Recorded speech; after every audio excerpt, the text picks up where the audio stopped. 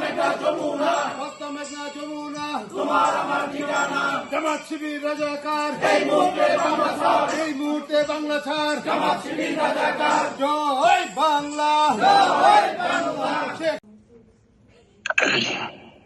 প্রতিদিন সোশ্যাল মিডিয়ায় চোখ রাখলেই পত্রিকার পাতা খুঁকলেই কোথাও না কোথাও কোনো না কোনো আওয়ামী লীগ নেতার বাড়ি জ্বলছে, আগুন জ্বলছে, মানুষ জ্বলছে, মানুষ পুড়ছে, মানুষ মরছে।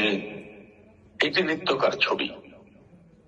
গতকাল কারাগারে আমাদের বাড্ডা থানা ছাত্রলীগের সাবেক নেতা, এখন বাড্ডা আওয়ামী লীগের নেতা ওয়াকুর রহমান বাবু নিগ্র নির্যাতনের ফলে প্রপার ট্রিটমেন্ট না পাওয়ায় গতকাল সেও আমাদের মাঝ থেকে চিরতরে হারিয়ে গেছে। এই পর্যন্ত দখলদার ইউনূসের সরকার প্রায় ৪৫ জনের বেশি আওয়ামী লীগ নেতা কর্মীকে কারা অভ্যন্তরে হত্যা করেছে।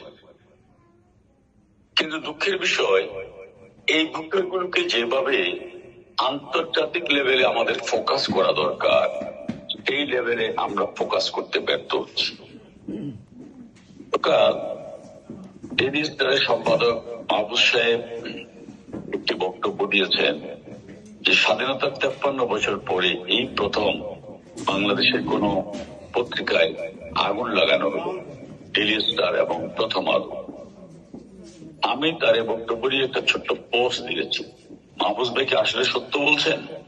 আপনারা সবাই মনে করবেন হ্যাঁ সত্য বলছে, কিন্তু আসলে সত্য বলেননি।